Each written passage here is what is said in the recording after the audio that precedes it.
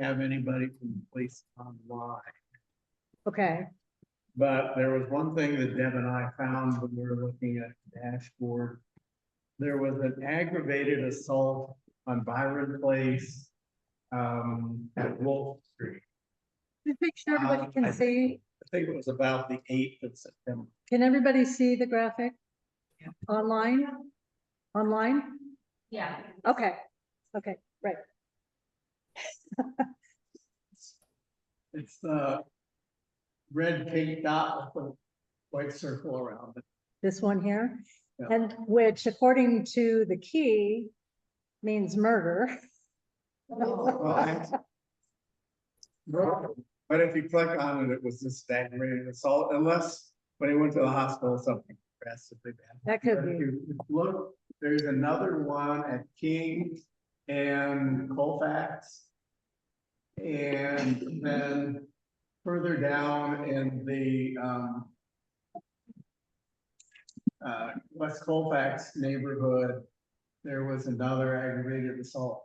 But up in our neck of the woods, around the lake up there, most of the blue dots. You're muted now. Of bicycles and that kind of thing, or not car theft, but stealing things from a car.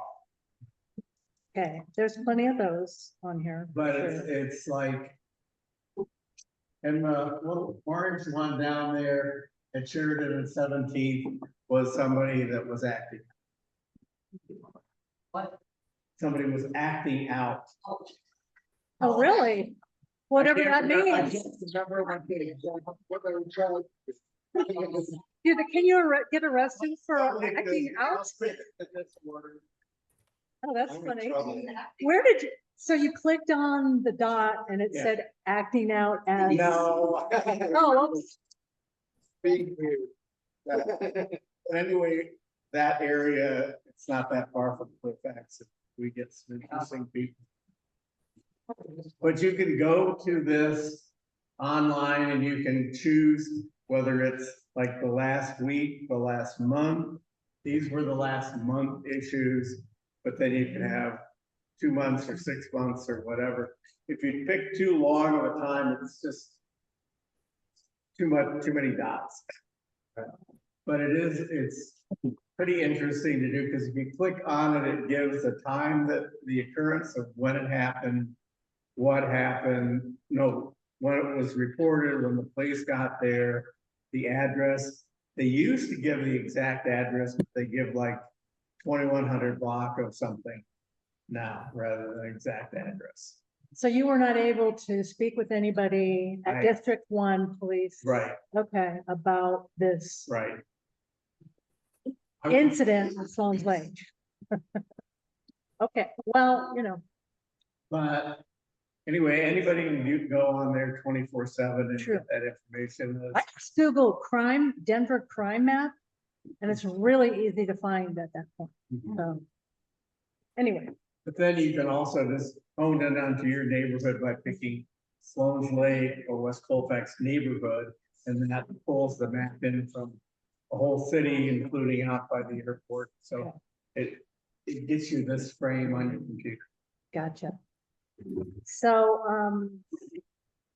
I just want to welcome everybody online and in person. Thank you for coming tonight. And I'm Deb Neely. Tom Brunn was just speaking. We're co-presidents. Yes. And we'll carry on. Okay, our first presentation tonight will be by Jessica Anderson, who will present information on the Sloan's Lake Environmental Assessment. And I'm going to be showing her graphics for her. And you can just let me know when I need to scroll through it all. So I'll go back to. I'll do a quick intro while you're pulling that. Oh, up. that sounds For good. those that don't know me, I'm Jessica Anderson, college supervisor with the Parks and Recreation, and I have my colleague, Lucas. Hi, I'm Lucas Fisher, associate planner for the Urban Ecology Group. So, fun fact, Lucas just joined Denver Parks and Rec a couple months ago. However, he formerly worked for the consulting firm who did the environmental assessment for it. So he knows just as much about this lake as I do. So if you haven't seen these online yet, all of this is totally posted on the website. In 2023, I think we kicked off this environmental assessment to help us understand what the issues of the lake were and what are some ways we can help solve that. So I think everyone's aware that dredging is an important tool in the toolbox, and we'll get to that in a minute. But I want to reiterate that if we only dredge this lake, we won't really solve the problem. So we need to stop sediment from coming in. We need to stop nutrients from coming in. This lake has 24 storm sewer systems that fall into the lake. So each one of those is draining our parking lots, our streets, our yards, etc., into this lake. So we need to do a lot of individual updates at each of those to help solve that nutrients coming into the lake. We also know that the lake bank shores in various places, there's some erosion, there's some historic gadian structures, which you may see look like wire baskets or like chain link fence that's falling into the lake. Those were retaining walls historically that have been failing over time. So we need to clean up that structure as well and repair it to prevent erosion. So I'm going to go through, there's eight different slides with what we call interventions. And we're looking at options of moving forward pieces of these with the project that we just kicked off with our Department of Transportation and Infrastructure and our Mile High Flood District. And that is the project that is listed on the bottom. So the first measure is bank restoration. As I mentioned, the erosion in those failing gadian structures. So making that more of a wetland bank. This meeting is being recorded. Okay, I'm being recorded. So enhancing those slopes, making more of that riparian buffer or wetland buffer, creating fish habitat and removing some of those dangerous avian structures. In some places, this may look like replacing with structured walls. It won't, this isn't the only solution that's shown in this graphic of creating that very natural edge. In some cases, we may need to create more of an edge, but stabilizing that lake. This little map in the corner here will show green, yellow, and red. That's us highlighting what kind of important pieces to look at, and then our budgets associated with how much money would it take to do these repairs around the lake. So I won't go into too much detail on those graphics, but that's how we're helping right size our budget of how much of each of these things can we do with this project. We don't have the funding to do all of these yet, but we hope to do it at least incrementally starting now with this project. So we'll go to the next slide. Okay. This one was floating wetlands, and I won't talk about this one too long, but was it last summer? I think they ended us. Okay. 24 they went. 24 they went in, Yes. okay. So last summer, we did a pilot test of floating wetlands, which kind of looked like a pool floating that plants were installed in. They weren't very successful on the size of this lake because geese, waves, wind, etc. On smaller bodies of water, these have had success of the plants actually pull the nutrients out of them. So they could be successful on some of our smaller lakes. The project in City Park that's floating wetlands that have been pretty successful, but the scale of that lake is tiny compared to our gigantic Sloan's lake. So floating wetlands won't be a part of this. How big is the lake again? How many? Sloan's lake is 177 acres, which is large.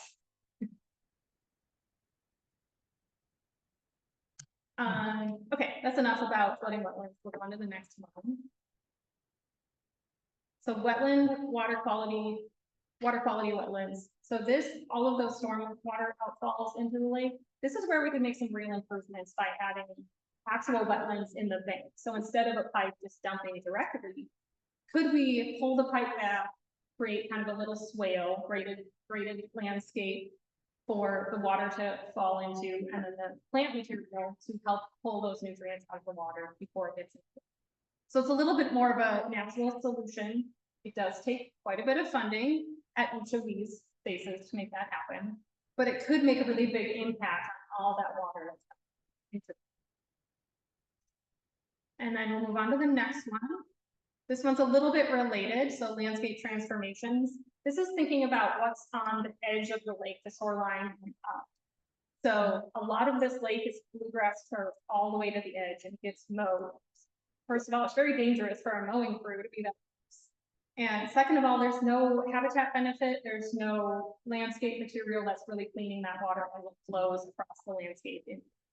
So landscape transformation could be creating more of that riparian buffer, so more of that kind of wetlands and above, and then also landscape transformations in what we call the upland area, so the drier area, for more of those native grasses that have really deep roots and kind of help catch all that water flowing into the lake from the lake shore.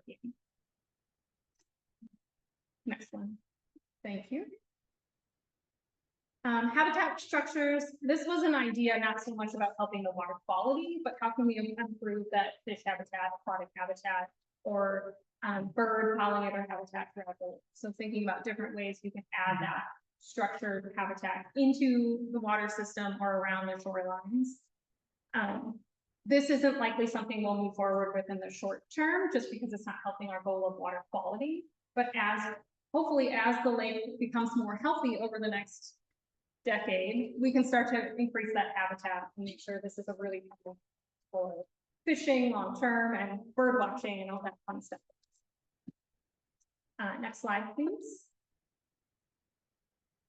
The water quality nutrient treatments. So this is something our park operations team has been doing over the past, I think this was the 4th or 5th year we've done this, of doing actual treatment on the lake. So they've been putting a product that is applied across the lake to bind phosphorus. So it's not a long-term solution, but annually it helps capture some of that phosphorus, locks it up kind of at the molecular level, holds it and sinks it to the bottom so that the blue-green algae can't feed on that phosphorus. So it's not removing it from the lake and removing it from the system, but it's preventing some of that from being captured by that blue-green algae. Good, yes. Does it just stay on the bottom then? Yes. Okay. Yeah. Pretty much forever. Yeah. Interesting.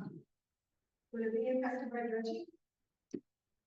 Dredging would be the solution to remove that from the system. Yeah.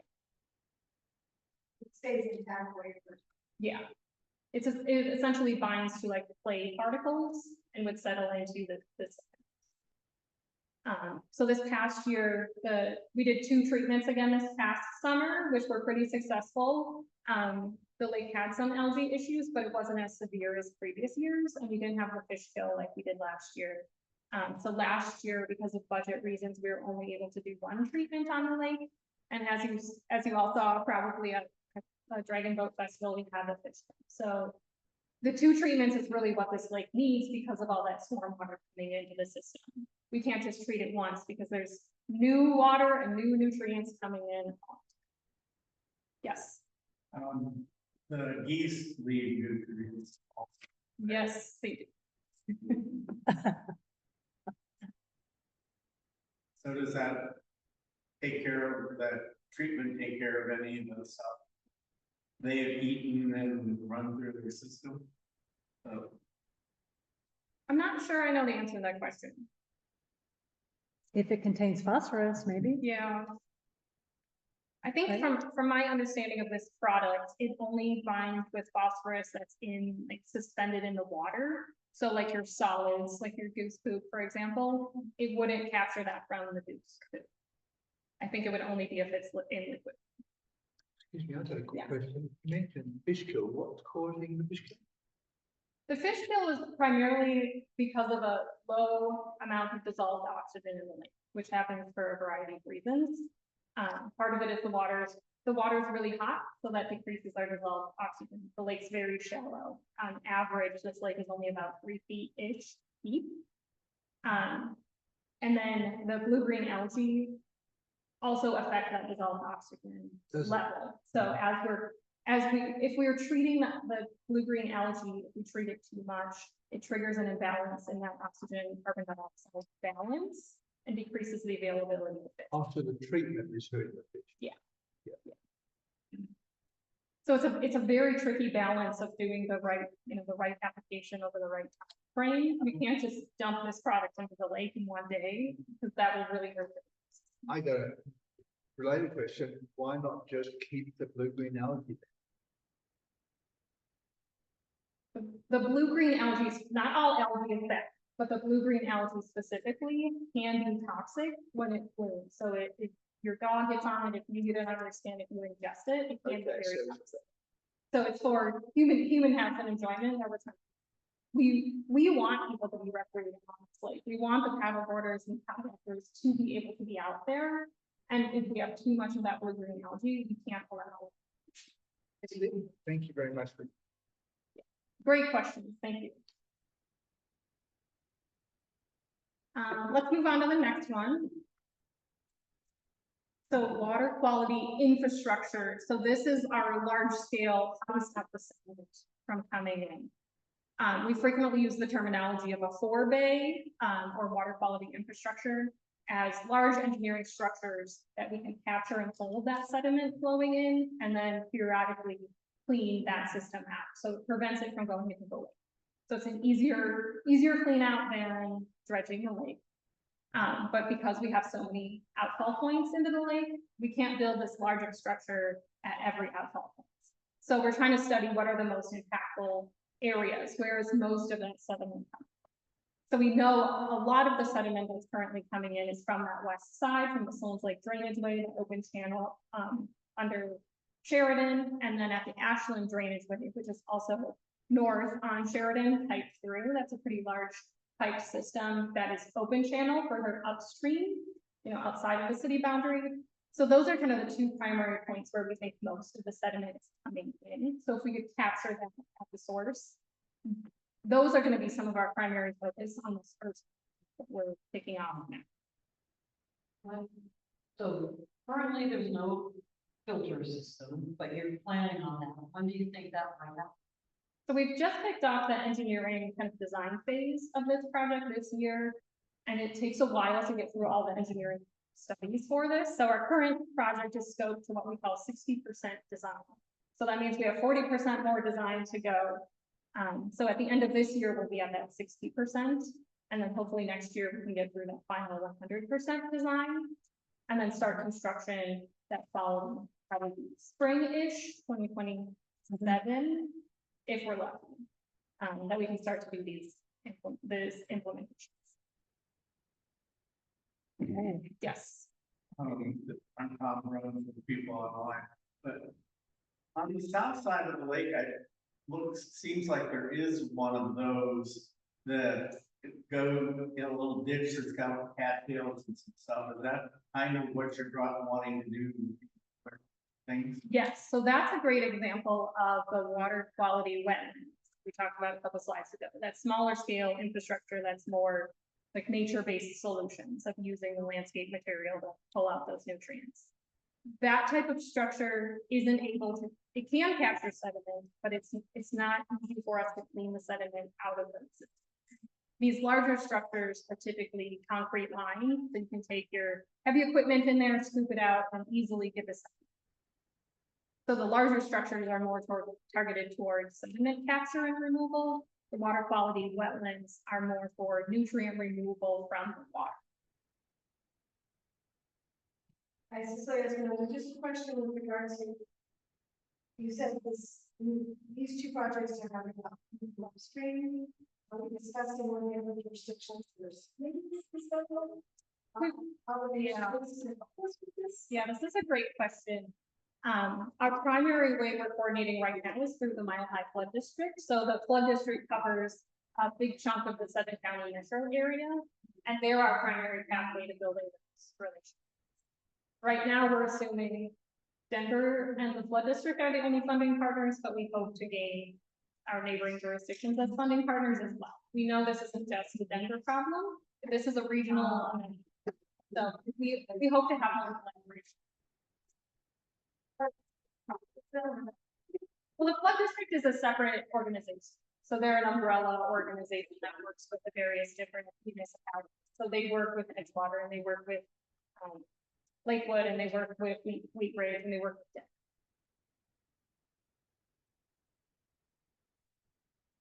And then I think I just have one more slide left. Okay. We can move on. Or is there One quick question. On the north side of the lake, the parking lot, just off the parking lot, there's an inlet, I guess. And this year, it are very tall, a thick amount of really tall plants that are obviously doing a heck of a job filtering that nasty water, because in the very beginning, when they were really little, it stank so bad over there, it really stunk. And now I don't smell anything, and they're really tall. They must be 7 or 8 feet tall. Mhm. And do you know what those are by chance? Probably cattails. Okay, I've just never seen them that tall and that Yeah. happy.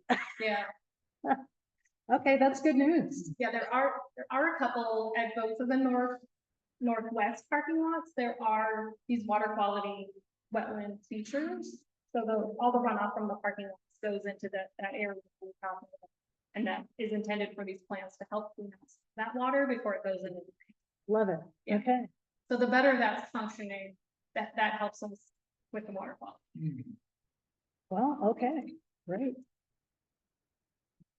And then our last one is sediment removal. So this is our dredging. The numbers are at the bottom, so these are pretty conservative estimates.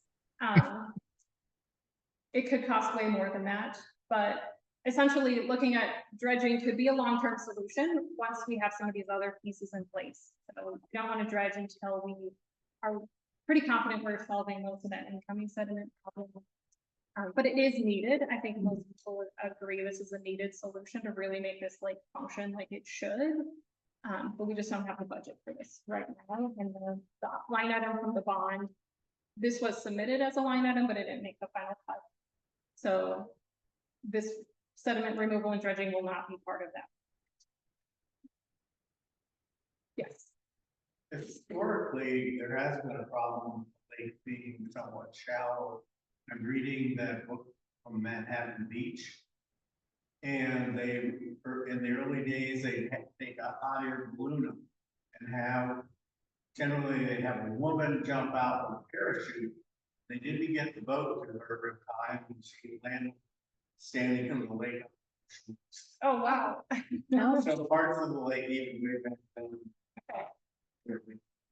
What we've seen from kind of the historic contour lines and historic bathymetric survey, which is a survey of the bottom of the lake, we think the maximum depth historically was only 10 feet. So it has always been a pretty shallow lake, especially for this area, right? That's not very deep for the size of it. So even if we dredge back to that natural bottom, this lake would still only be 10-foot max.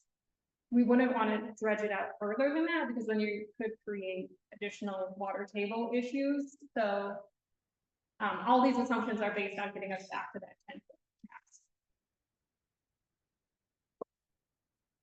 max. Got a question. Yes. So when you were explaining bank preservation and the benefit of having other things for deeper roots than just lawn right up to the edge, would it be possible just to whoever runs the lawn service to instruct them, do not go closer than 20 feet to the edge, and that way it would naturally infill with taller plants, and that would be free. It doesn't require planting at all. Yeah. What about that? Yes. So the lawn service is us, is Denver Parks and Recreation. Yes, that is a great point that we are considering. There are a few areas the team has stopped mowing as close to the lake. So it is kind of a balance of like where users are and historically where we've mowed, but letting some of that go back to nature. And that likely will be part of our solution as this goes to construction, to really kind of block off those areas and let them go back and grow a little bit more wild and see how it goes. In some areas, we may interseed or interplant some of those native grasses, but it might be a combination. Yeah. Got another one related. I noticed around the banks, there's at some point in the past, a lot of boulders were about this big, were dropped in probably to preserve the banks, but they're nowhere near the banks now. So the banks have probably receded. So they were probably ineffective. They're underwater, so you don't really know they're there, but they're there. if you're a kayaking nose. Yeah. And so, you know about it, I can see that. Would that interfere with dredging and would they be removed and what? Oh, those are good questions. I am aware of those, and we've documented some areas where we can tell there's a significant erosion. I don't know. It depends on how we would go about the dredging, if those would be removed and affected, or if we leave them in place and just dredge in between. That's really up in the air. We won't know that until dredging becomes a question in the back? There are birds out of Sloan's Lake. You said that you had seen birds. Is there a registry kept any place by TDR on the birds that are seen on land? Or do you keep track of birds that are in the parks? How does that work? We do have a wildlife team, and they do some of that. They're a pretty small team, so they can't be everywhere all the time. But they do monitor things like raptors or eagles, hawks, things like that. They do keep track of some of the smaller birds and songbirds. We rely on high naturalist data, so residents and users just like you who visit the park can use your phone app to identify birds and help us with some of that. So that really helps inform who's in our parks besides humans, who's using, how can we attract more birds with different birds. So that's kind of how we track that data. We don't have to. That reminds me, a few years ago, on top of the boathouse at night, there were bird calls going out every single night.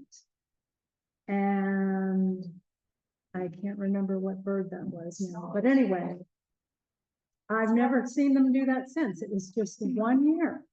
Interesting. And yeah, and I think it really worked because I started hearing that bird around. Yeah, I don't know why they would be doing it at night, honestly, but maybe they were migrating. Maybe it was one of those where maybe they were migrating. Hey, Deb, Yeah, Keith is saying it sounds like all of these slides are online, but are. double checking Yes, these slides are all online. that he could get these after the presentation if they aren't. Okay, they are online. we could probably send out the PDF. Yeah. Yeah, so for anybody. Jessica, Just maybe reference the website that Sloan's Lake has that you built. That's awesome. It has everything about Sloan's Lake on it. Yeah, I don't have a short link to it, Kurt. It's amazing though. Yes, that's where Deb helps me pull these up. This is live on the website right now that we're all looking at. Awesome. There we go. Maybe, yeah, just drop the link in the chat. There we You go. got it. It's in there. Oh, you're a legend, Deb. Oh, I know. Okay. Thank you so very much. One more question? Yeah, one more. Speaking of birds, did the pelicans come back this year? I didn't see them. Yeah, I don't know. they were there. Okay, One more? actually, we had a question right here. Okay, so we have a lot of lakes within parks in Denver. It's mostly unique to the situation on all of them. Or I mean, relates to, and if so, what, A lot of our lakes are similar. I don't think any of our lakes are natural. They're all basically man-made.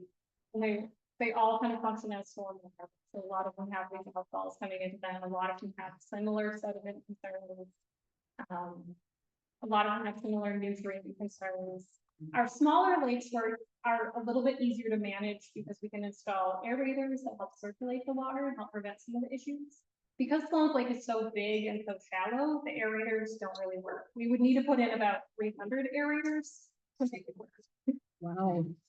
So Sloan's Lake is unique in that it is much bigger than all the other ones and it's much shallower. So the issues are. It's also has the most demand for recreation. So the most community members stop compared to some of our other lakes. And we don't have as many people wanting to tackle. Didn't they dredge out one of the lakes up there? I-70 a couple years ago. I don't know,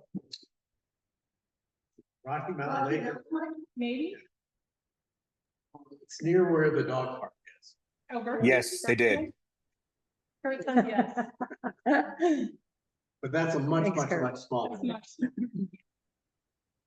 So yeah, one more. One more.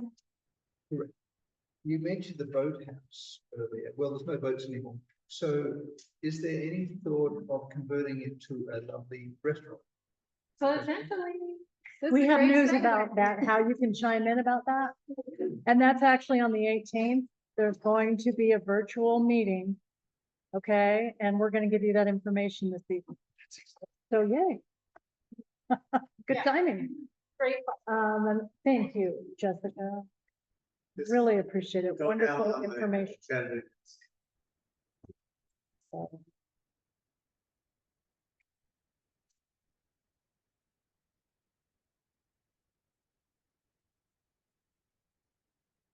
Whoop, that's not what I wanted to share. Gosh darn. Let's see, here we go.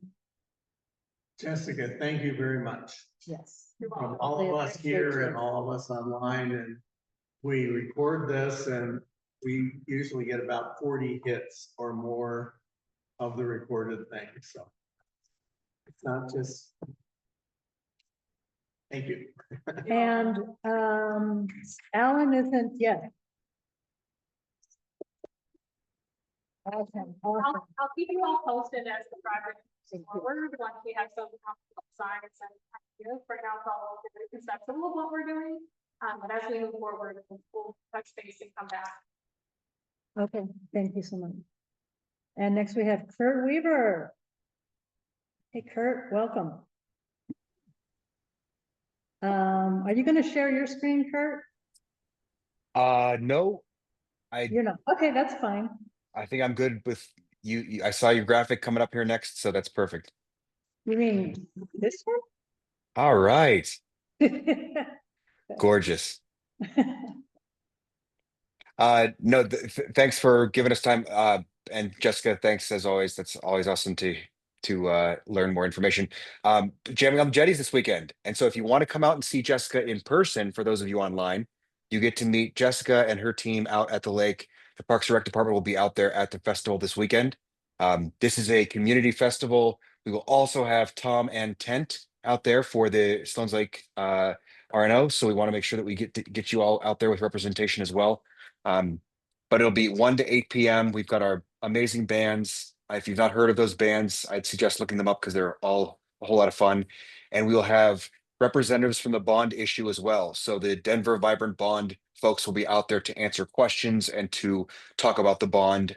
So if you have any questions about that specifically, or would like to discuss that or get involved to help out with it, there'll be the bond folks that'll be out there. Parks and Rec will be out there, and then about 70 other tents of varying information and entertainment and shopping for your daily enjoyment. So come on out. We'd love to have everybody out there for the entire time, but for whatever time you can manage. We promise it will be bright sunshine the entire day. We've talked to those in charge and they have promised us good weather. You heard it first. We're counting on it. That's awesome. And as always, the proceeds go to the Sloan's Lake Park Foundation for our work to continue to do things like what Jessica's talking about. What you will notice is that one of the projects that we've been working on out there is complete. So the end of the jetty, there is some wire fencing that has been under construction for 2 years now or 3 years now, and it got fixed. So that is that's partially one of the project we'd like to point out, say it's one of the small things that we try to get done around the park to make sure it's beautiful and ready to go. And then following that on Sunday morning, if you wanted to do a cleanup, we have a cleanup going Sunday morning after the jamming on the jetty. So we always do a cleanup the next morning to make sure we keep everything spick and span in the park. Good. It sounds like there's more going on this year than ever. And it's 10 Yeah, years. it's our 10th anniversary. So yeah, it's gonna be huge. We've added the Denver Bazaar, that shopping group that does it on the south side of the lake. They're actually hosting an event at our event. So the Denver Bazaar will be there with 60 tents of vendors and shops and cool and interesting things. Sounds great. We'll see you there. Beautiful. Thanks, Kurt. Thanks, team. And is Alan, are you online yet? If not, let's see. Alan is going to speak, but I wonder.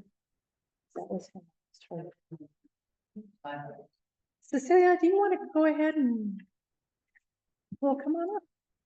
And then. You're wearing my favorite. Everything.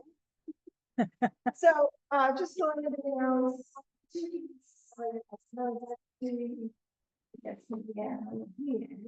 We're just telling my students that I'm teaching them.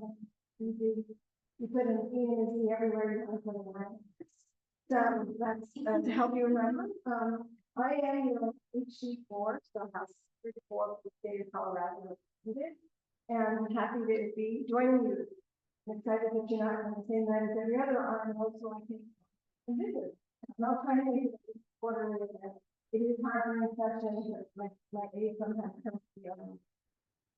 I've been talking to Deb and Tom about coming now because we are out of special session, and we just had a special session, so I have here.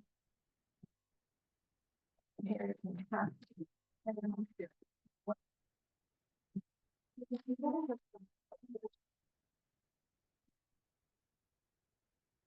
Oh, goodness. Probably take it.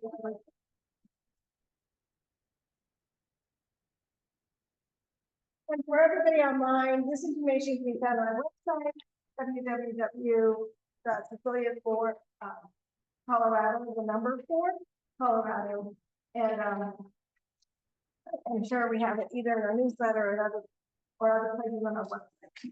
So you can find that information and if you ever want information.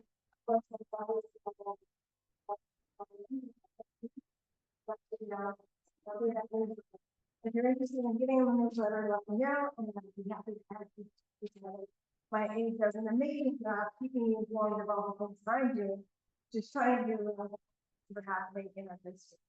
So this document talks to you about what we did in the special session. So as you may have heard in the news, we had a special session in August. The main reason we had that session and the reason that I was resigned to the fact that we needed to have a special session because everybody's not really special anymore. We had cycles in a row, was because we needed to change the language in initiative ML, which is on the ballot. So and that's what I want to talk about first, and that's the initiatives that are on the ballot this November that the legislature is asking the voters to vote on. The first one is LL.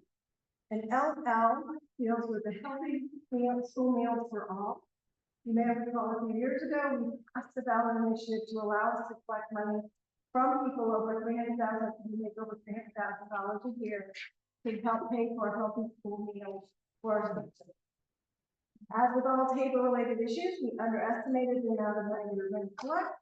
So the first thing that LL does is ask you, the voters, can we keep that excess money that goes over what we originally estimated under the rules of Tabor? And so they're really asking for support on LL because that money has already been collected and it really is necessary to make that program actually function more efficient. The second ballot initiative, and this is what we changed in the special session, asks as well for an expansion of that money to be spent. And what it does is money. It will help fund fully the healthy school meals program and make it more efficient and ensure we're providing more healthy meals as we promised to the students, because with the money that has been previously allocated, we weren't able to fully effectuate the healthy part of the healthy school meals. So the program came in and said, can the legislature give us more money? Ask the voters to give us more money for that program. So that's what MN was originally going to do. In the special session, in response to HR1, the beautiful bill or the big ugly bill, what I call it is just HR1, sponsorship number in the federal government. HR1 really did substantial changes to the SNAP program, which is a supplemental nutrition program for people with food stamps. If you're depending on how whatever you are, but that program, they took 3 major pillars out of it. The first was, it always had, the federal government had always paid the administrative fee under the SNAP program. They are now requiring the states to pay 25% of that, which will be about a $50 million cost to the state of Colorado. The second thing they did is they took out a program which allowed us to buy local food from farmers and agricultural people. That's no longer allowed under the SNAP rule, so they dropped one. And the third thing we did is a program of outreach that was previously funded by SNAP that taught people how to use those limited dollars to be making healthy more effective meals. So what MM does is we had to add language in the amendment that's going to the voters to allow us, if we collect more money than we need for the school meal program, to use that extra money to fill those three buckets that is cost by the government. So we're really asking a lot of people to get out, talk to your neighbors, and tell them how important it is to vote in this November ballot and to vote for LL and M. Those are the two initiatives that are on the ballot. Most of the rest of what we did in the special session and here was closing other corporate tax loopholes. And just as an informational point, in Colorado, we are one of 4 states that automatically use the federal income tax, the bottom line, as our starting point for the state income tax. Most of the states start with your sum total of your income and then base their taxes on that.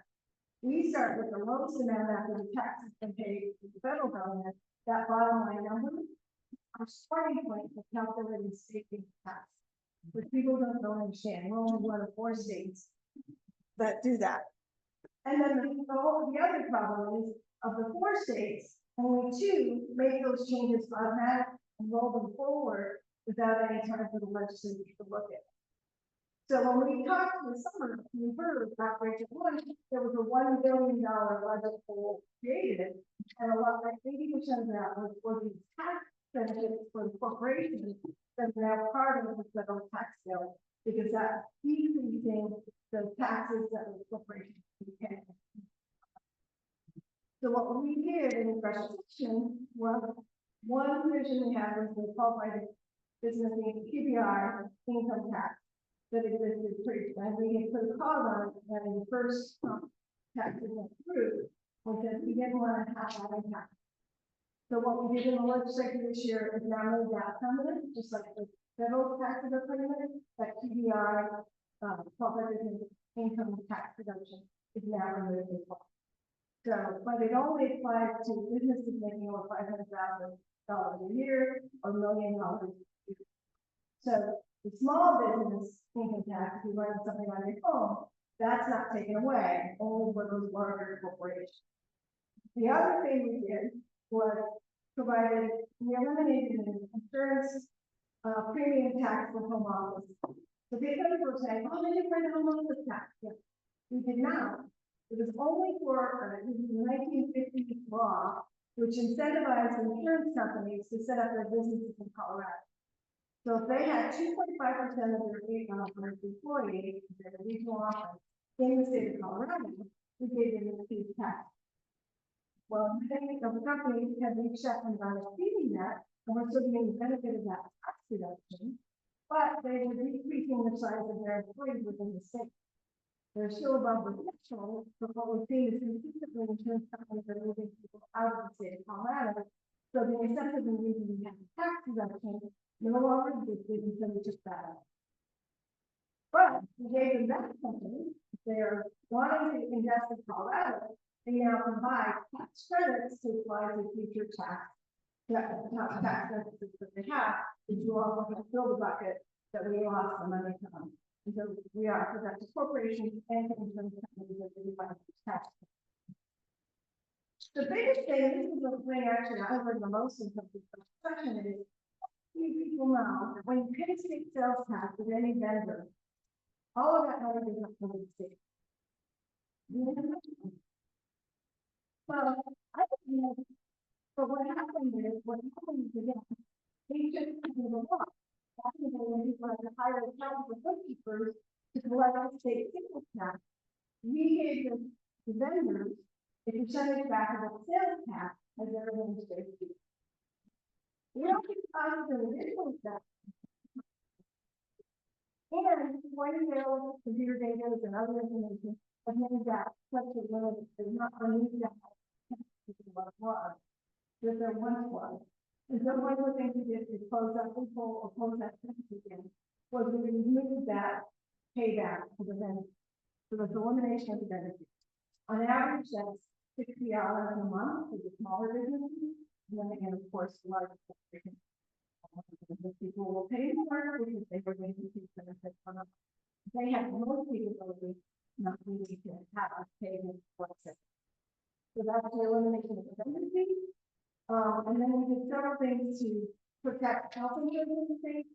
You all might know that if the federal government doesn't act September 30th to keep the premium insurance coverage, there'll be over so minimum 38% increase to, it's a huge amount of increase that we're going to our affordable health insurance, and we actually were going to lose Anthem from locking out the insurance company to the Minnesota member area prior to the legislative meeting, providing some money to backfill some of that loss, so that their overall market of insurance people will be more stable, and therefore, instead of having to leave the market, we're going to be saving the market. So it was a really good thing that we did to provide some backfill for that.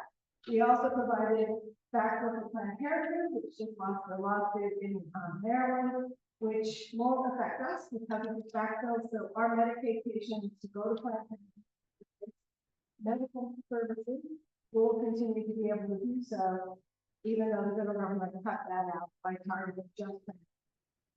We also provided some money that came from our wolf funding for the reintroduction of wolves. We took some money from this year, and private individuals are not going to be paying for that $200,000, almost $300,000. We'll also go into our insurance budget a little bit to help as much as we can. We then were to help hostage. The biggest issue that the government put on the agenda was artificial intelligence. In 2024, we were the first state and the first country, the first female country, to put forward artificial intelligence legislation. As soon as it was passed by the governor, everybody knew that there were problems with it and problems with deploying it to the people who are the users of that artificial intelligence project.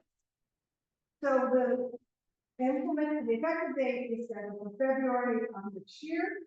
The governor felt that he received a lot of concerns from small businesses and schools and other individuals who, other people with law, that they wouldn't be able to implement this law. So they asked us to move it. We tried to negotiate during special session to get a revision to protect consumers, because that's what the law we passed trying to do. But at the same time, putting some liability on the developers of the artificial intelligence. We couldn't get there in the special session, but we moved the ball forward, and the hope will be now. The other thing we did is move the implementation date to May of next year, after the end of May, June of next year, so that by the end of the end of the regular session next year, we have to fix that and need more time for the implementation or not. So even though we're over the 6 days, you can see we do a lot of work when we follow the session, and I just wanted to give everybody kind of an update on that. You know, we just push what I'm doing right now is pushing on everything. Cindy actually showed me there are people walking around the neighborhood, canvassing. To make sure I'm doing a good job. So if you have any comments, please send me a postcard to the bottom of the privacy, and I'm hopeful I'll get that information. If you don't get a flyer or canvas directly at your door, just stop me on. I'm always available and always willing to answer and meet with people. I love meeting all the great coffee shops we have in the area. I go to video coffee house, I go to 10th Street. I go, I met people at the patio, Harrison Lake. So I try to meet people wherever they need in terms of the neighborhood. And they're always available if you have any questions. So that's my report. Thank you, everyone. So I got this one, we used to talk about they asked me, you make it, not to take a survey, find out what the needs were. I didn't, because I just organized. Before over here, and I'm like, no, I really don't think it's good right now. And then, so I asked him if I could do it online, and they said, no. But I was thinking like, so there's nothing on here that needs to be approved. No, I think it's like, these people that are doing this, I'm just telling you, I know the ability. This is not from my campaign, this is an outcome, this is gathering data.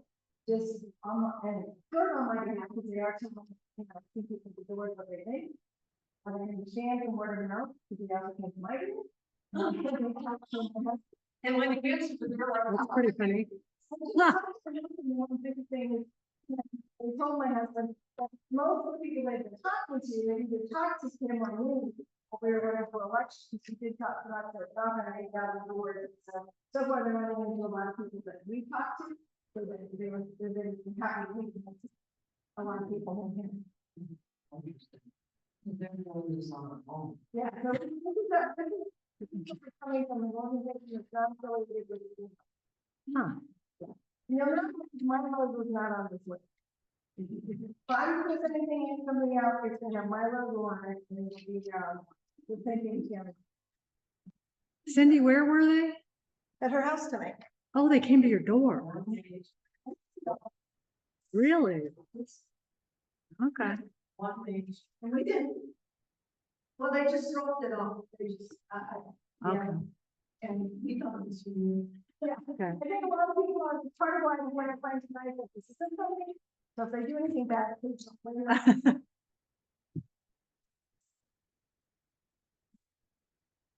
Karen wants to make sure I'm doing a good job. And all the. Reiterate. Thanks.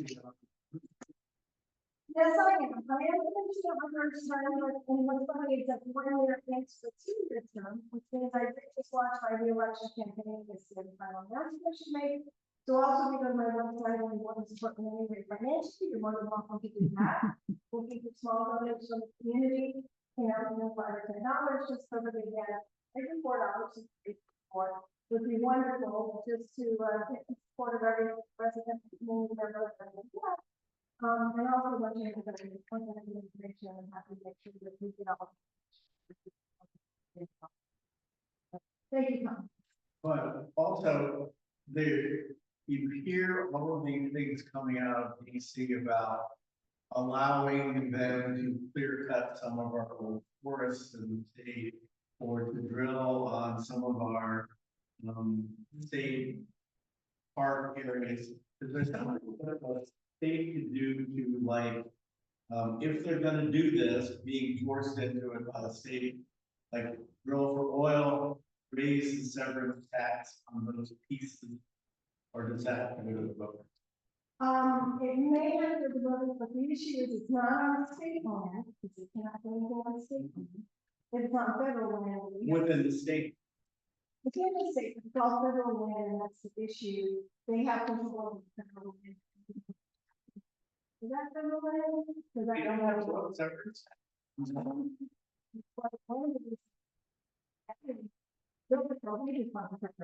But there would be no financial benefit back to us.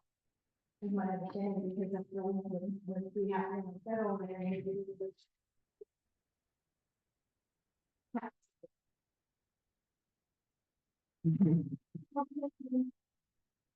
We're fighting over the state,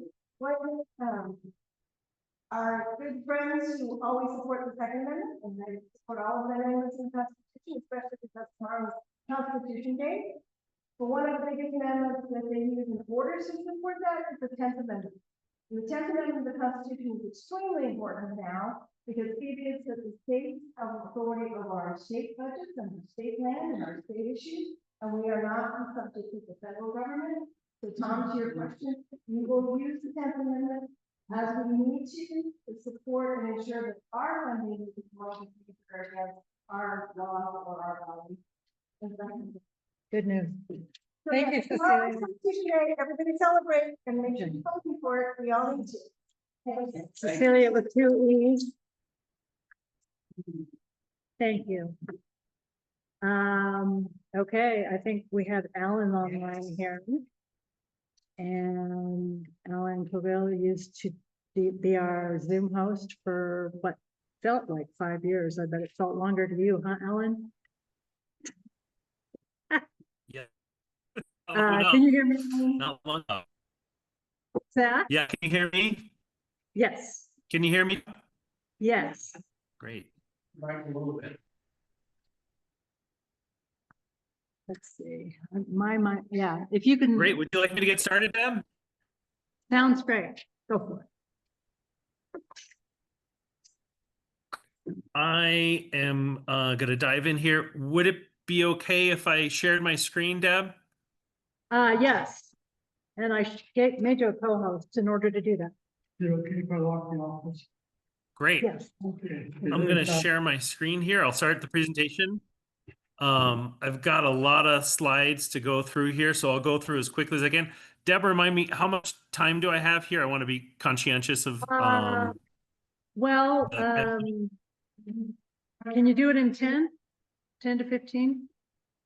10. Yeah, I will go very fast and I will do it in 10. If you guys could hold the questions to the end, and then that way I can make sure that I get through everything. It's loading up my slide deck right now. So while it's loading this, I'll go ahead and just chat about this for a second. So first thing I was going to chat about, you all probably know about the Ordinance 307. Sloan's Lake was one of the first neighborhoods to get a sidewalk upgrade, actually the very first neighborhood in the entire city. And I'll just say for you all, it's largely thanks to the work for all the broken sidewalks that we have in our neighborhood. I spoke with the sidewalk program manager, and she said that it was due to all of the reports they had of missing, broken sidewalks and the like. So we're just starting with repairs. We're not adding new ones. I'll pull up this. This is actually in front of Tom's house here. Tom got to be one of the lucky folks. You can see they did both the ADA curb ramps as part of Denver City Settlement and also sidewalks. This is the end result here.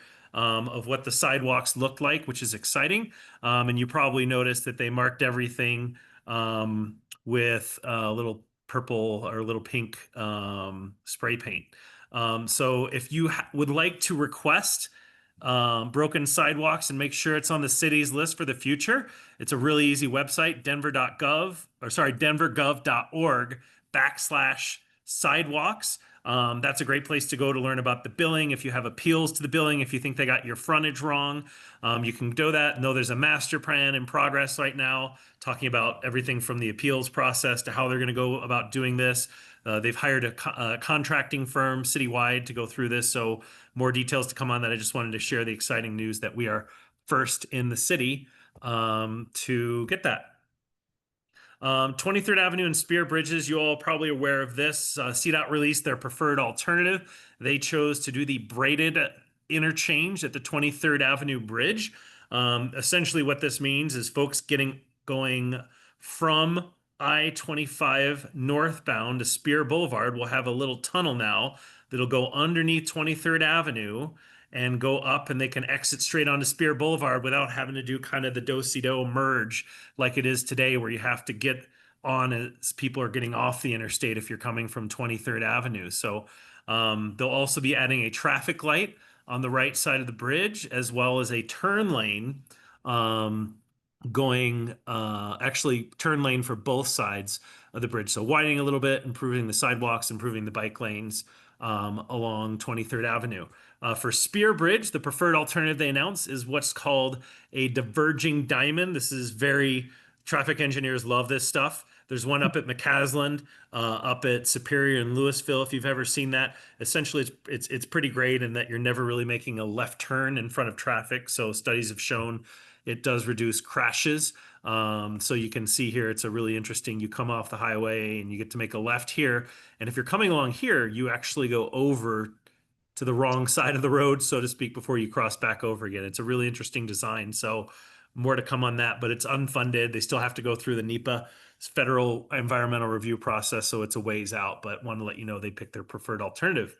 Sheridan Corridor Safety Study. Dr. Cog has been heading this up in collaboration with a bunch of local governments from, Edgewater, Denver, Lakewood, Mountain View. They've denoted a couple intersection improvements that I thought were of interest for our neighborhood: 29th Avenue, 20th Avenue, crossing here from the park over towards Target, and then also 14th Avenue, 10th Avenue, and of course the dreaded Colfax and Sheridan intersection. So all these intersections are slated to get improvements.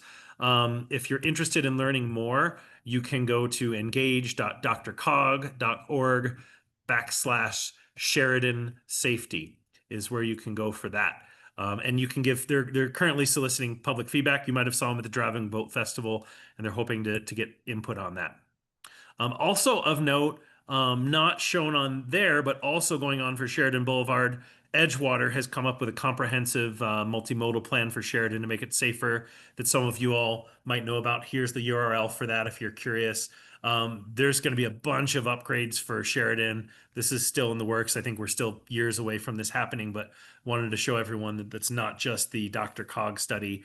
Part of the reason where they were a little bit light for us was they were going to do all these improvements between 17th Avenue and 26th Avenue between Edgewater and Denver. So I think that'll be a great improvement as well.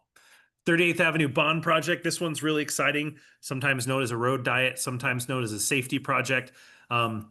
This is going to essentially take West 38th Avenue, which is alongside Federal Boulevard, is one of the two most dangerous streets in North Denver, and it's going to turn it into a section like it is over in Wheat Ridge. It'll be one lane in each direction with turn lanes here and there. So you can kind of see what the design will look like. Councilman Sandoval put this in the bond funding, so everyone will have a chance to vote on this along with other transportation packages this November. There'll be more of a buffer, so either vegetation or hardened buffer. But the nice thing is people will be able to walk more comfortably on the sidewalk. If you ever walked on this road today, it's pretty brutal. The sidewalk is about 1.5 feet wide and it's right on 38th Avenue. You have traffic flying by you. So it'll make it a little bit more dignified for people that might be walking down the road. And we'll also have some queue jump lanes here. So the 30 people on the bus can, jump around, the handful of cars here at the major intersection where traffic tends to back up. Here's another look at what this will look like. You can see they've slated a lot of green infrastructure. So I think it has really potential to revitalize the corridor, help local businesses, and really make it safer for people just to cross the street.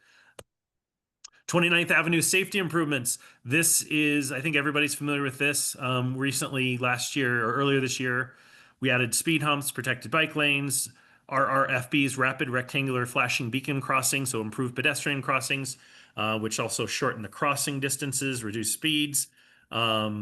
Quieter street. If you've been on it recently, you've noticed it's a lot quieter than it used to be. And studies from our own CU Denver show this. So this will not only reduce the likelihood of fatal and serious bodily injury crashes for people that bike in the bike lane, but also for folks that walk along the corridor, and even drivers. It shows this type of infrastructure makes it safer for people that drive along here too. 26th Avenue, oh, I pasted the wrong photo in here, so ignore that photo. 26th Avenue safety study. As we're all aware, 29th Avenue being safer has put a lot of drivers onto 26th Avenue and 32nd Avenue. Dottie, after the traffic patterns normalize towards the end of this year, early next year, will be studying speed and volumes on 26th Avenue along with 32nd Avenue. And we'll be making some recommended changes. If you have any requests, be sure to put those in 311, like stop signs, crossings. 26th Avenue in Tennyson, I've also heard from Dottie that they will be converting that to an all-way stop sign. Right now it is the dreaded, if you've ever made a left turn from Tennyson onto eastbound 26th Avenue, and they'll be making that to an all-way stop. I think that'll be nice. And they're also going to eliminate the U-shaped entrance into the little playground tennis courts parking area there as well. So make it a little bit safer for folks to get out, and there'll be one entrance and exit. Deb also wanted me to highlight, just briefly touch on the fatal bike crashes this summer. Unfortunately, there was one at 38th and Tennyson, an exchange student named Salih from Turkey. The Turkish community came out to celebrate him. This is a picture of him and his ghost bike. And then there's another one closer to us over at 14th and Yates. Unfortunately, another fatal bike crash. I believe that might have been a hit and run. Last but not least, you can't talk about Dottie without talking about solid waste pickup. Just want a reminder that compost pickup is now only for yard waste and food waste. Can't put paper products in there anymore. And then everyone can opt into compost if you don't have it by calling 311 or going to the Denver Online Services Hub. And then, oh yeah, Brown Bike Bus. We're always looking for volunteers. We've had some amazing volunteers from the Sloan's Lake community. Janine and June have been out there with us. It's brownbikebus.com if you'd like just to watch an intersection and wave at the kids as they go by and encourage them to stop at stop signs. We're always looking for neighborhood volunteers as well for that. All right. Sorry. I tried to get it all in our time limit. Deb, how'd I do? Probably better than you needed to, actually. That was amazing. Oh my gosh. Any questions? What the brown bus ride thing is, river slot. Deb, could you repeat the question? I couldn't hear. Well, what's happening here is I need to share my screen because we have a picture of you leading the brown bus last year. It's fun. And It's pretty much a roving party of kindergartners and first graders and second graders and third graders going down the street at 7:15 in the morning. I'm delighted to hear you're still doing that. We do about once or twice a month on Wednesday mornings. We start over. We've got 2 routes now. One coming from the east side of our neighborhood at the Snarf's parking lot, and then we've got one at the corner of 26 and Stewart Street, starting by Sloan's Lake Park. It's about a half-mile ride. We usually have anywhere between, on the coldest days of the year, maybe a dozen kids, to the warmest days of the year, maybe 100 kids and their parents going down the street together. Love it. Thank you for that. And everything else that you do, are you still on the sidewalk committee as well? Yeah, the sidewalk committee stopped meeting for a while, and then we just started meeting again last month to talk about the appeals process and some of the finer points of the ordinance. But yes, still involved in the sidewalk committee, but it's only met once in the last 6-9 months. Well, we really appreciate your updates, Alan, and hoping maybe you'll come back from time to time. And, Yeah, and I'm we do have a question. always happy to come back. Just let me know, Deb. Okay, thank you. That's really good to know. I've got a question on Tom. Do you hear, can you hear Tom? Can you hear No, me? could you repeat the question? I'll come closer to the mic.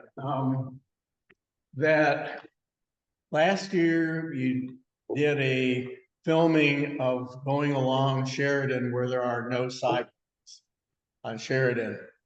And it is currently in place, the new sidewalk at Annie Place, from Annie Place to 17th on Sheridan.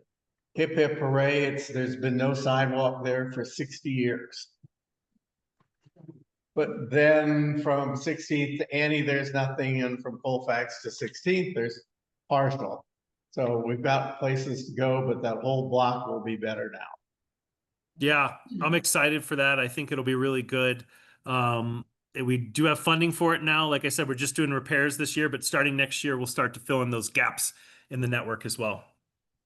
But then, Dottie, I have a question. How do I talk to you as your member of the advisory board that 17th and Sheridan going east has a turn arrow, going west does not? They have 3 lanes there. Why can't City of Denver install? Edgewater managed to get a turn signal in. Why can't we? Because that backs traffic up sometimes 2 blocks waiting for people to get turned. Yeah, so I'll give you 2 answers. The first is as a Dottie advisory board member. The second is a person that oftentimes needs to go that way on Sheridan. The first answer I have is that traffic lights are expensive. On average, they're about $1 million a piece. So it's more expensive than you think to just put in a new light. It's not a cheap proposition. But it's a possibility. But I mean, you guys are well aware of the city budget this year.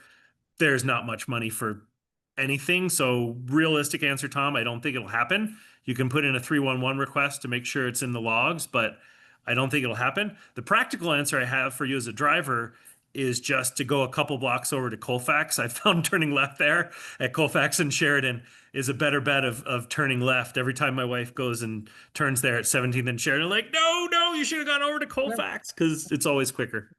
But Colfax is a mess right now too. It is. So the other option is you go Perry. If you're going to 6th Avenue, take Perry all the way down to the 6th Avenue frontage road. And sometimes I'll do that as well. Well, anyway, thank you. Thank you. I'll just become annoying and 311 and call them weekly. I wouldn't bother calling a weekly. The traffic engineers are understaffed, but I think it's totally fine to put in a request for that and just know that the likelihood of that happening is probably very small in the next few years. I hope to see it sometime in my lifetime. I think that's a good hope. Thank you, Alan. Thanks, Alan. everybody. Anything else, Deb? I think that's it for now. We need All to right. keep moving. Have a nice Thanks, evening, Deb. everyone. Good to see you. Bye-bye. Bye.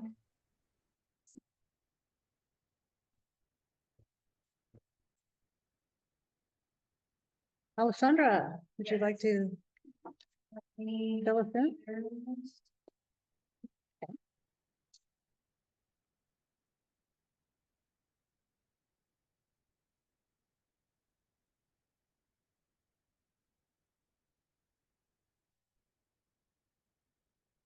Alessandra is from District 1, Councilwoman's office. Yes. Hi, I'm Alessandra. Like Deb said, I'm in Councilwoman Sandoval's office. Our September slide deck. So first of all, the tennis courts at Rocky Mountain Park are undergoing asbestos treatment until September 19th. You can find out more information if you'd like, but they are currently on order until then. Deb also mentioned this, I think Kurt did as well, also DPR. There is a virtual Sloan Lake Boathouse meeting Thursday, September 18th, 5:30 to 6:30, and I did include a link for you to attend. Jamming on the jetty, so Kurt also mentioned this. Saturday, September 20th, 1 to 8 p.m. I have more information on this link, and I think you mentioned that the following day they're going to do a park cleanup just to make sure that we're keeping our parks nice and healthy. As many of you have heard, budget season is here. So the budget vote has already dropped. That happened on Monday. There is a resident guide to the 2026 budget, and it explains each step that's involved, budget hearings, etc. You can learn more at denvergov.org/city-council. Tennyson First Friday Art Walk. I don't think I have to read the dates to you. It's the first Friday. You got it. Highlands Square Farmers Market happening now through October 13th. So that's almost done. Get in there while you can. Solid waste changes. So you can now start putting out your cards at 6 a.m. instead of 7 a.m. If you'd like, you can also set them out the night before, but they are doing it earlier. Another change, they won't collect compost or recycling the week of Thanksgiving specifically. They will adjust recycling schedules after Thanksgiving week for the remainder of the year. I have the trash schedule link up there, and I will have more updates in October and November. Holiday waste collection. So put out carts one day delayed for Thanksgiving. Again, will not pick up recycling or compost week of Thanksgiving. And then put out carts regular collection day for Veterans Day. So Veterans Day will not impact trash pickup. If I get more information, I will update this. This is what I have right now. Newsletters, if you'd like more information on land use, the environment, or connecting with Parks and Rec, I have the corresponding newsletter links if you'd like to get those. In case you didn't know, yes, Councilwoman Sandoval is your representative for District 1. You also have two at-larges, Councilwoman Parody and Councilwoman Gonzalez Gutierrez. So you have 3 representatives. Every resident of Denver does, regardless of which district you live in. We have legislative initiatives. It's a lot. I have the links to each of them. I will not read them all to you because we will be here until tomorrow.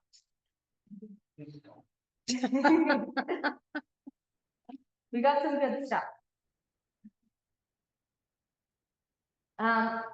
Survey. How many of you are signed up for our newsletter? Great. If you're not, I have a QR code for you to scan and you can sign up right away. So you can get all this information on the first of the month, as well as additional information that doesn't make it into the slide deck, because by the time I come, certain events have passed that I don't notify you about because they've already happened. But you can find out about them in the newsletter on the first of the month. We have our Dottie advisory board meeting. That's the organization that Alan was speaking on behalf of, as he's a member. We also have one for CRAB. And we have Citizens Advisory Group. So tomorrow they're actually doing a barbecue. They're not doing their traditional Citizen Advisory Group. I just got information about it. From 5:30 to 7:30 at their headquarters. I will be there. Melissa from our office will be there. Just a barbecue. They're not going to do the tag, but your CRO, Community Resource Officers, and command staff will be there. Report a crime, so you can call or text 911 in an emergency. Just a reminder that texting is now an option, as well as these other additional ways to report crime. Contact for Denver Police Department. This is direct access to the commander and the lieutenant via email or phone number. Community Resource Officers. So for those of you who didn't know, Technician Campbell recently got promoted. She's a detective now. So she has left our Community Resource Officer unit. But it's great. We have Technician Reyes and Technician Sanchez, who has come to these meetings before. I also have contacts for the homeless outreach team up here with their email addresses. I also have contacts for the SET team, so that's an unarmed civilian team that enforces lower level city ordinances. If you'd like more information, you can check out that link, or you can watch a presentation that they gave to City Council. Other contacts for city resources that you see every month, and I'm sure you're all paying attention to. Ways to connect with us: email, phone number, newsletter, YouTube, website, Facebook, and Instagram. You can also sign up for our office hours. We did not hold any for September, mostly due to budget. We have hearings coming up next week. So there's not a lot of time. We will have them again in October. And those will be in the newsletter on the 1st if you subscribe. They will also be in here when I come to present. And our office staff, Gina, Melissa, and myself. And any questions? Great, you guys are the best. I guess like, we are in one, very good. Yeah, that is Thanks. nice. I'll make sure. Yeah. I'll say that newsletter is in your inbox by 8 o'clock on the 1st of every month. I'm like, That's right. oh my God, here it is. Very true. I can't handle this first thing in the morning, but you know, I have to like, this reminder a couple of hours later. Yes, It's we don't mess amazing. around. Yeah. Yeah. yeah, and at 8:01, I get the email bounce back for out of office. That's my wake up alarm in the morning. Any other questions, comments? Just a thank you. Thank you. All right. Good to see you again. Yeah, no problem. It's Yeah. fine if you didn't have a meeting.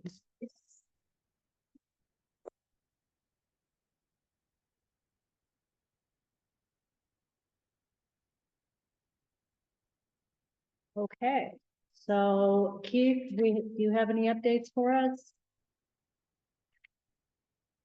Keith, are you still there? Yeah, Okay, so you got the slide up. well, yeah, I don't have a locale though. Well, I can give you an update on that. Okay, Nothing is in stone yet, but, I could have sworn it was going to be by tonight, but I called there today at Odell's and they said, I have 2 people I contacted.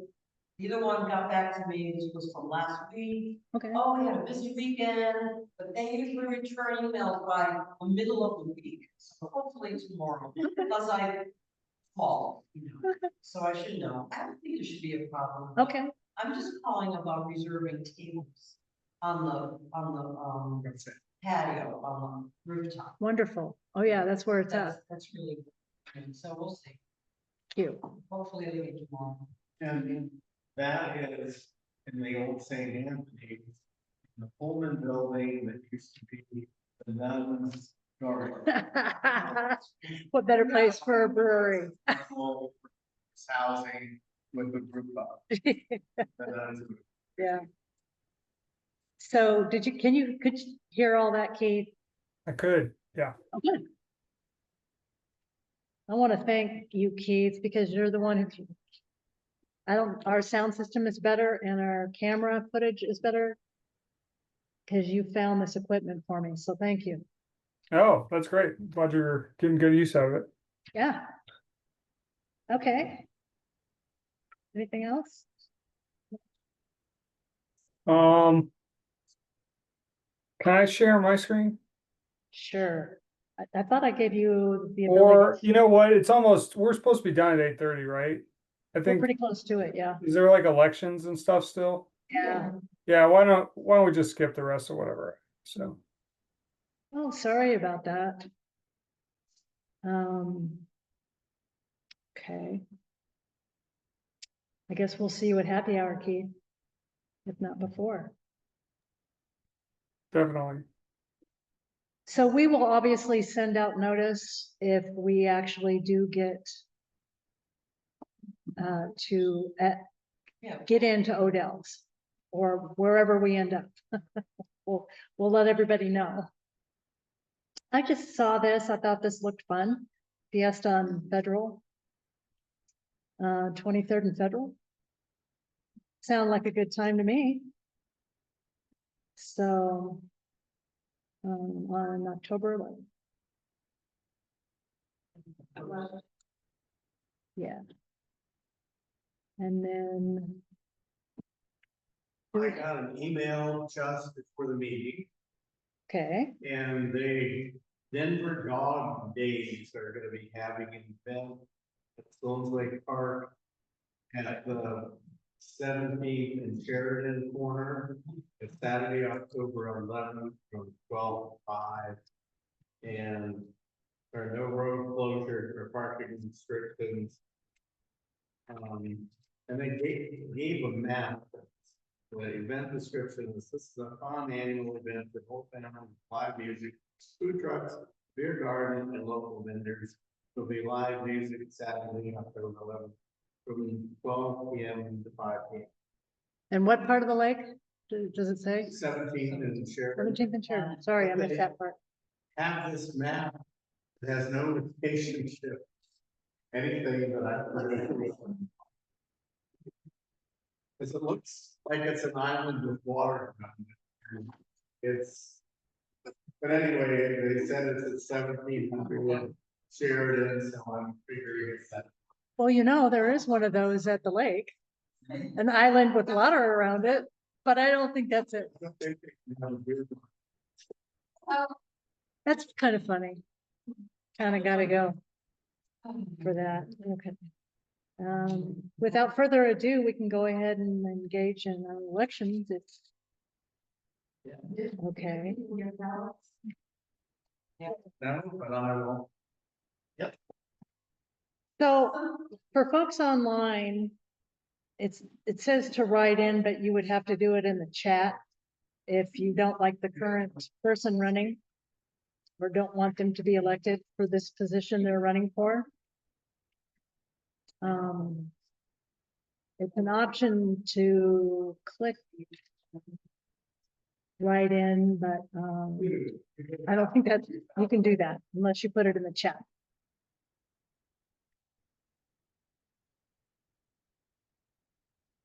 Yeah. Wake up long enough to vote. You're a dues paying member. I didn't know.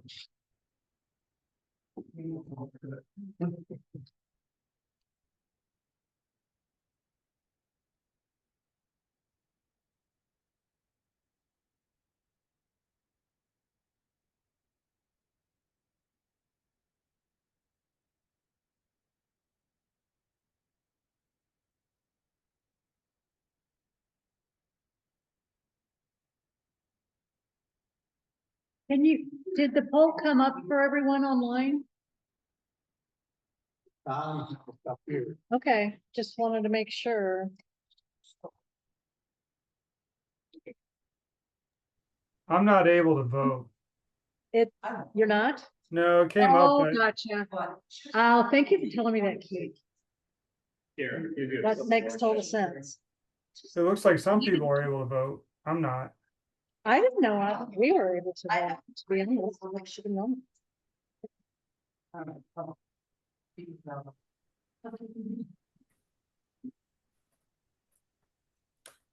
So I'm putting, you know what,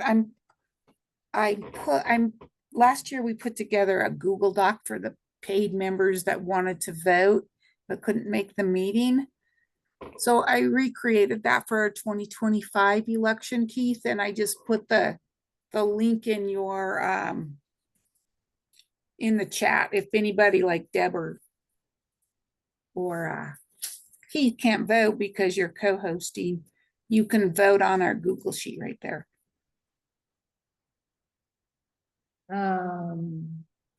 No, that doesn't make sense to me. The reason Keith can't vote is INC, I'm guessing. Oh, I thought it was because he was co-hosting you.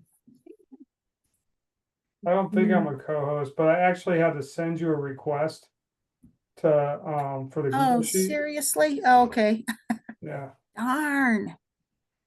All right, I better fix interesting. that. I thought it was anyone with the link, but let me go fix that now. Is anybody online still Oh, voting? you know why? It's because I didn't email him the link is probably why that happened, but let me go do that now, Keith. And I actually received the ballot, Jennifer, Did you? Okay, cool.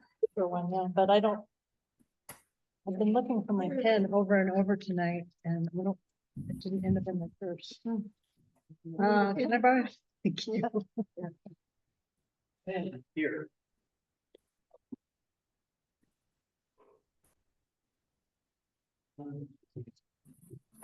Okay, dokie. So do we count them here, right here and now? You want to do the honors? Do we have to?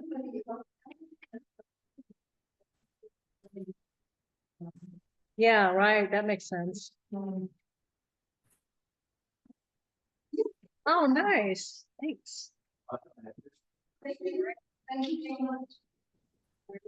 Let's see. I thought I was anyone with the link. Can I just do a verbal vote? Yeah, just do a verbal one because I don't know why it's I not vote. doing I anyone approve with the this, link. or, Oh, I vote in oh. favor of the slate.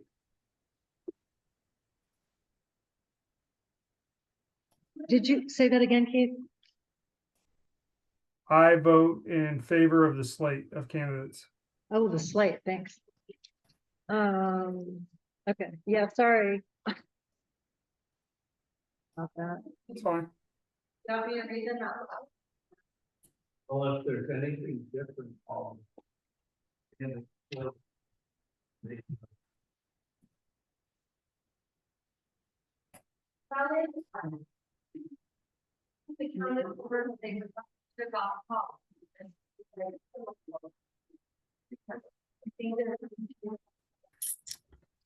Okay, all right, No Tom on this.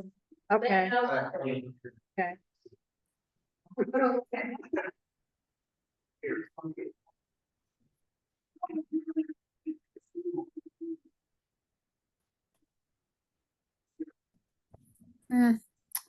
Pretty weird that that's doing that, but let me see if I can fix it. Although.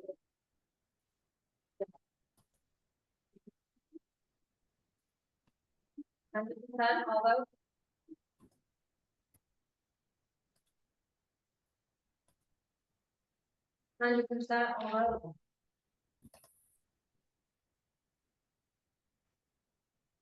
100%, although.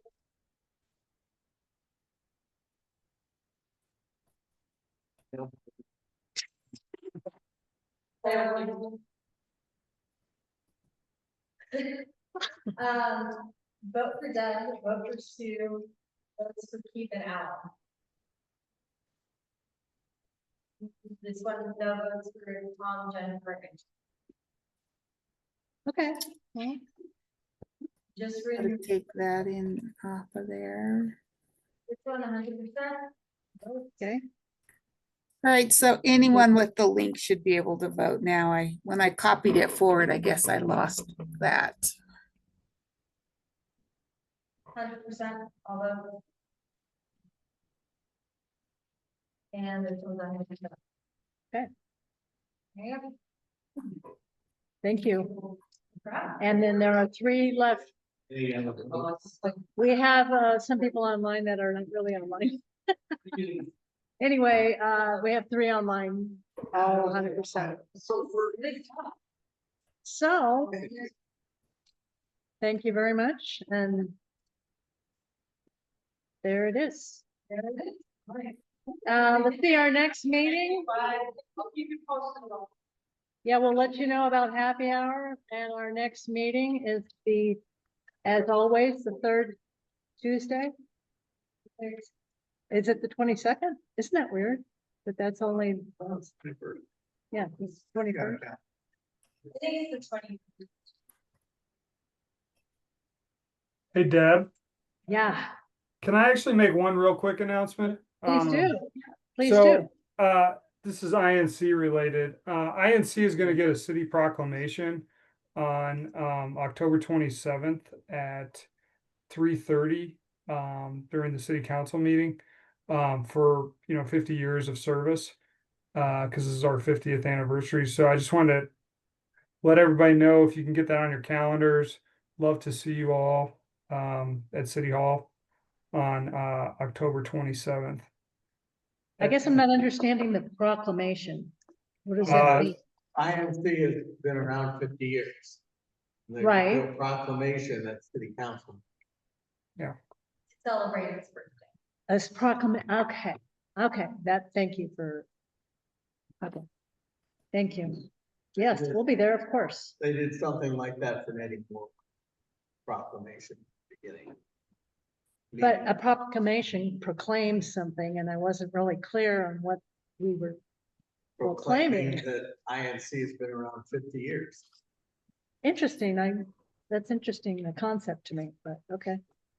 You I know mean, what? it's 50 years of service to the city, Deb, Right, not just, hey, we've been around for 50 years and we're gonna proclaim it. got ya. Okay, You can be there in person to hear the proclamation and hear like Yeah. all the official language on what they're. Of course I'll be there, I wouldn't miss it. Thanks, Keith, that's awesome. It's something to celebrate too.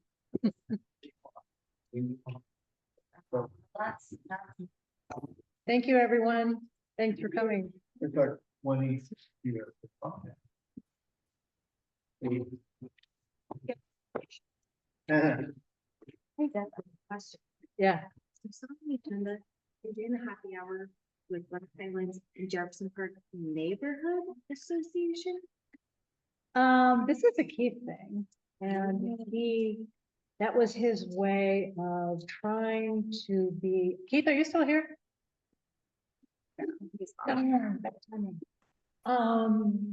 Ray and Let me end this there. And everybody else, just a minute. adios. Yeah, just a minute.